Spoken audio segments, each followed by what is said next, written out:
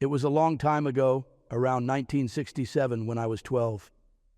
There are some memories that don't have a date, but they're etched so clearly in your mind you can still smell them. For me, this one always starts with toast, burnt toast to be exact. I remember sitting at the kitchen table in our little ranch house in Dayton, Ohio, the kind with yellow linoleum floors and a calendar that always seemed to be stuck on last month. The toaster was on the fritz again. It had this habit of launching bread like a catapult, and while my mom cursed under her breath, I just sat there chewing, already lost in thought.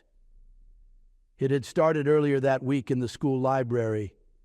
I was a curious kid, maybe a bit too curious for my own good, always poking around places I wasn't supposed to be.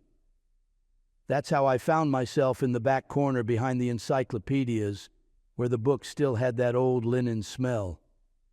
I pulled down a dusty hardback with embossed gold lettering, Electricity for Boys. The title alone would probably get it banned today, but back then it felt like a treasure map. Inside were diagrams, crude, hand-drawn things, like something Tesla might have scrawled in the margins of a napkin.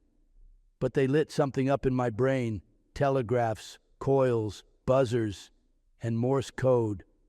It was like opening a portal to another world, a world where information flew down wires and invisible energy made things move. I couldn't let it go. Now, we weren't what you'd call well off. Dad worked nights at the GM plant, and Mom cleaned houses during the day. If I wanted to build a telegraph, it wouldn't be from a Radio Shack kit. No, it would come from the junk drawer. God, that drawer. It was legendary in our house. Half the time you couldn't even close it. Rubber bands tangled with paper clips, old batteries, screws of every imaginable size, broken watches, keys that opened nothing, and random bits of wire that Dad swore might be useful someday. And in the middle of it all, treasure. I scavenged like a raccoon on a mission. I found a rusted doorbell, some wire stripped from a lamp cord, the copper guts of an old TV antenna, and best of all, the toaster. Well, what used to be the toaster.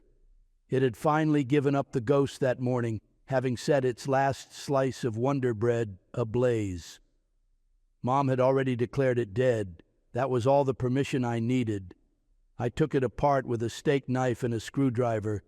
I had no idea what I was doing, not really, but I felt like a surgeon with a purpose. I managed to get the heating coil out, and I repurposed it into a crude electromagnet. It was clunky, and it hummed when I connected it to a pair of AA batteries. I tested the circuit with a bulb from my model train set. When it flickered to life, I nearly screamed.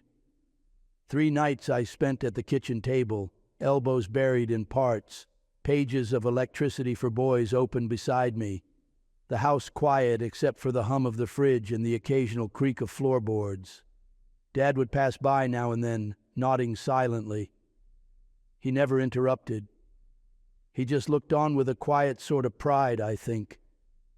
The first version of the machine shorted out and blew a fuse.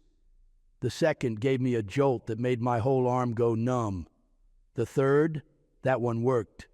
I'd used a bent paper clip as a switch, a doorbell buzzer, and the toaster coil to create a tapper that clicked and buzzed when I pressed it. It was primitive, held together with tape and hope, but when I tapped out hello in Morse code and heard it echo back in that rhythmic buzz, I felt like I'd invented radio. I didn't sleep that night. I packed it all into an old shoebox lined with cotton batting, wrapped the wires carefully, and carried it to school like it was the Ark of the Covenant. Mr. Blanton, our science teacher, was the sort of man who wore elbow-patched corduroy jackets and smelled faintly of pipe smoke and chalk dust. He was the only adult I'd ever met who got genuinely excited about diodes. He gave me a spot near the window at the science fair. Most of the other kids had volcanoes or papier-mâché planets suspended by fishing line. I had my shoebox and a crooked grin. When the judges came by, men in clip-on ties and women with beehive hairdos, I tapped out, "Welcome." and the machine buzzed back loud enough to make one of them jump. They didn't say much at the time, just scribbled in their little notepads and gave me a nod. I didn't think I'd made much of an impression, but when the results were posted that afternoon, there it was. First place, Harold Whitaker, Morse code demonstration. I must have stared at that paper for 5 whole minutes. That night at dinner, Dad raised a glass of sweet tea and said, "To Harold and the toaster that died for science." And for once, Mom didn't scold me about tearing the thing apart. She just smiled and said, "You'd better be able to fix the next one." That ribbon's long gone now, probably disintegrated in some attic box.